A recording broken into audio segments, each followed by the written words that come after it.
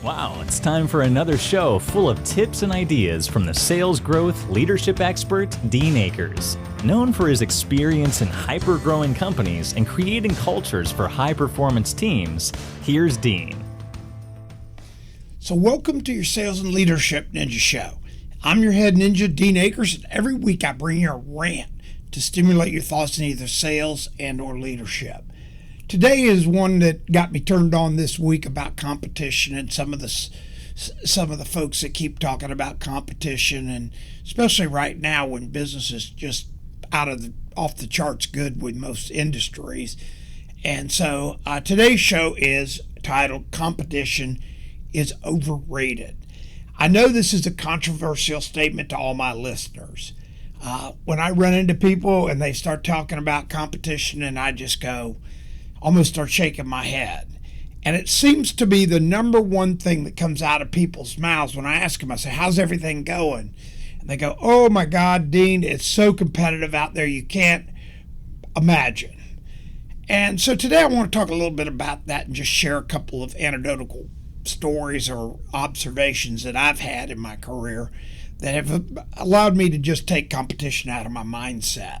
Now, competition is real if you're in a measured activity like a 100-yard dash, or you're an Olympic swimmer, or you're in a league playing softball, or you're professional sports where there's timed and there's scores and it's easy to measure, and or you're in a stage competition like American Idol or some kind of deal where this is where competition's easily measured.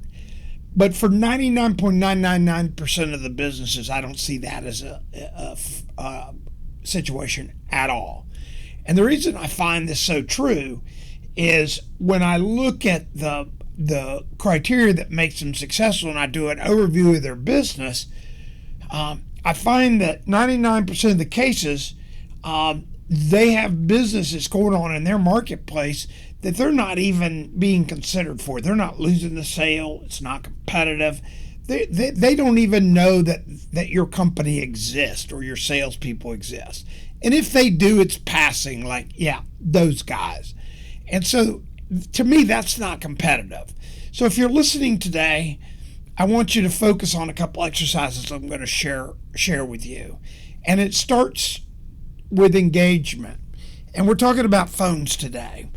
And this is an exercise that I do that's enough to make me cry. And I can't even begin to tell you how many times I've done it. And I can't tell you how many times it's been funny, but not ha-ha funny. And it's been a situation that people almost die. And it starts with the phones. And nowadays, everybody, to save money or, quote, get better customer service, they don't staff their phones. And the first contact a customer has is with an auto attendant. And when I go in and I look at the analysis, and I generally find the marketing people, the sales leadership, and the CEOs are not looking at this data. As a matter of fact, usually when I bring it to light, they didn't even know it exists if they have a phone program. And when we looked at it, it's comical, and not ha ha ha, but it's comical what percentage of their calls inbound are abandoned calls. This is where somebody hangs up before there's actual engagement. And those are people that called you. Generally, they're not random calls. They're people you're marketing, or something's driven in, or somebody looking for something, and they're frustrated with your call program. And what's even crazier is when I talk to CEOs about auto attendant, they proceed to tell me how annoying it is, how they hate companies that have it, and it just drives them crazy. And then they don't even realize that their own company has it. They may have even approved it. So if we're in the customer service business and we have competitors, then why don't we answer the phone? I have turned off auto attendant in all my previous companies, and magically sales improved. Magically sales improved. So go figure. Maybe a coincidence. The second thing is if you have auto attendant off, or if you use auto attendant and somebody's desperate enough to get through to you or someone on your team, they generally get through to somebody and they simply say thank you for calling or hello, and then it's almost like crickets. It's like the person has to go out of their way to engage you. This raises my blood pressure when I hear this. It starts. I don't know. I think it's a lot of times because we have people hire our phone answering people, and they're just, they're quote my receptionist or whatever, and we have not trained them or even talked to them about the value of a customer. I was with a client the other day, and I was talking to the lady answering the phone, and I go, "Do you know what the average customer spends here?" And she goes, "No, I don't have any idea." And when I told her $10,000, she almost her jaw dropped. And I said, "So when somebody's calling in, it's a potential $10,000 sale." She had never ever been shared that, and she was our quote director of first impressions. And candidly, she wasn't doing a really great job. Now that being said, it's not necessarily her fault. She hasn't been trained, taught, and shared with all the value of that first call. So when I see these things happen, is I really work on that first impression, which is engaging the caller. Always get their name, their full name. Ask their number. Say, in case we get disconnected, I get your phone number. And they'll 99% of the time they'll give it. And then ask them if you can take care of them or set them up to come in or, et cetera, et cetera, et cetera. Totally engage them. Get all the information. Make that first impression part of the reason that they feel appreciated, and I'm talking about the customer, enough to keep going. Engage in questions and engage in engaging question. It's like the funny part about the other scenario, it's like the customer has to do work to do business with us. And again, I've listened to recordings of customers and companies, and I just sit there shaking my head going, wow, this customer must have got off the phone tired of trying to do business with us. Tired. And so please get your team to, quote, answer the phone, then engage, and then guess what you're going to see? Competition mysteriously start disappearing. Yeah, you heard it. Competition will mysteriously start disappearing when you engage and answer your phone live. So this week, start listening to these calls. Track your abandoned calls. Look at your phone data. You're spending money for marketing. You're spending money for sales. If you're not looking at the reporting out of your phone systems, you're missing a big opportunity to set benchmarks. And more importantly, take those initial reportings or whatever and look at benchmarks so you have a good foundation. Then the next data point is the 3 circles everyone always hears me talking about, and I've done previous shows on. The opportunity is right in front of you. Be proud you're losing sales. And I say that, and I said it to somebody today, and they looked at me like I was crazy. I mean, you'd thought I asked I don't know. And they go, what are you talking about, be proud of losing sales? I said, be proud of losing sales because at least your team's on them.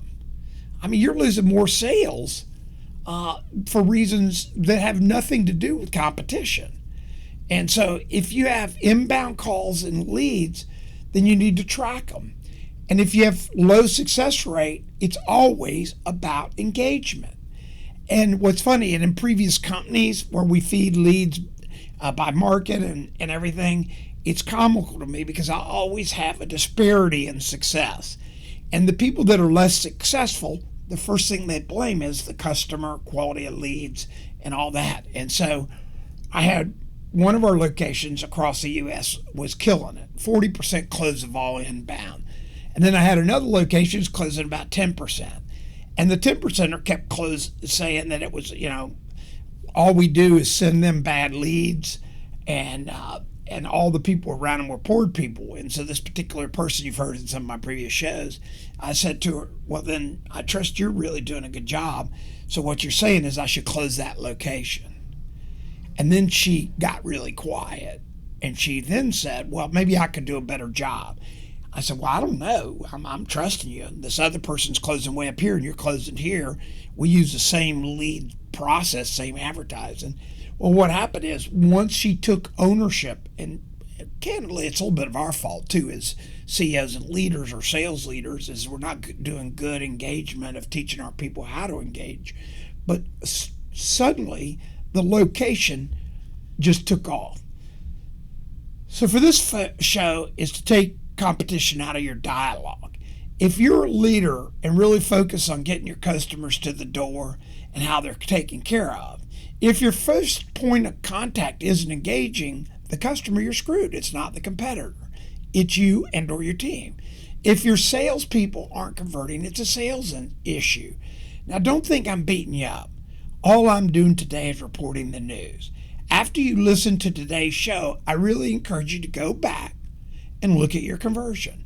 Take your total sales in that circle 1, subtract it from the market, which is the gross amount of sales that are going on in the market, and you'll see the massive amount of business you're losing without any other impact than customers don't even know you exist and or aren't reaching out to you. Then look at conversions. And if you take all this to heart and approach it with a positive, opportunistic light, you too will have hypergrowth. So get the competitive self-talk out of your head and watch your business take off. Again, thanks for tuning in each week, and remember to share if this helps you. My book, Self-Talk, Think Like a Child, my shows really get that going off at Amazon. So if you ever have any questions, you can also email me at dean@deanakers.com, and I'll definitely help you. So this week, remember, your biggest competitor is definitely you. We hope you enjoyed this week's show. Subscribe today to our podcast and send questions or thoughts to help@deanakers.com. Also, visit us at www.deanakers.com to listen to prior shows and view helpful videos. Also, great tips to download. Thanks again. See you next week.